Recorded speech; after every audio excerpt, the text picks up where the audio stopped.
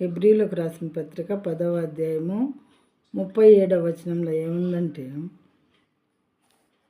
For at a little while and the coming one will come and will not delay. తెలుగులో, ఇక కాలము బహు కొంచెముగా ఉన్నది, వచ్చుచున్నవాడు ఆలస్యం చేయక వచ్చును.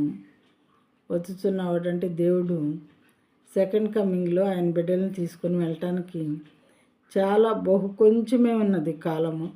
వచ్చుచున్నవాడు ఆలస్యం చేయక వచ్చును. మరి దేవుడు వస్తాడు, తీసుకొని వెళ్తాడు ఆయన బిడ్డల్ని. సరే, అందరూ ఆయన బిడ్డలు అవ్వాలి, అందరూ నరకం తప్పించుకొని స్వర్గంలో ఉండాలని ప్రేమతో ఎంతోమంది దేవుని బిడ్డలు పంపించి అందరికీ వాక్యం చెప్పిస్తూ ఉన్నారు. అందరికీ వాక్యం చెప్పిస్తూ ఉన్నారు. కొంతమందికి అయితే అటువైపుగా వెళ్ళి ఎలాంటి ప్లేసెస్కి వెళ్ళి అక్కడికి వెళ్ళి ఇక్కడికి వెళ్ళని ఆయన వాయిస్ ద్వారా చెప్పటం కానీ, ఏదైనా గోడ మీద రాసి చూపించటం కానీ, లేదా తన హృదయంలో ప్రేరేపణ రావటం కానీ అలా చేసి ఆయన యొక్క ప్రవక్తలతో మాట్లాడి పంపిస్తూ ఉంటారు.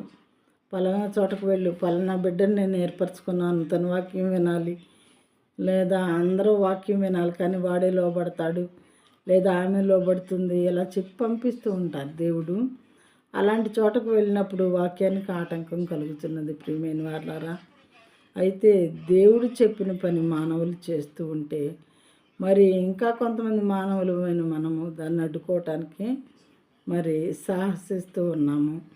మనకు సమర్థత ఉన్నదా దేవుని వాక్యాలను అడ్డుకునే సమర్థత?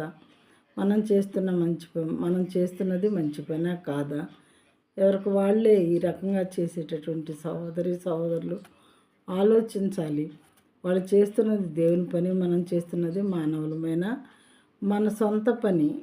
అడ్డుకోవటం అనేది అది మంచిదా కాదా ఆలోచించుకోవాల్సిందిగా దేవుని నామంలో మనవి చేస్తున్నాను. ఇక కాలము బహు కొంచెముగా ఉన్నది, వచ్చుచున్నవాడు ఆలస్యం చేయక వచ్చుచున్నాడు అని వ్రాయబడినది.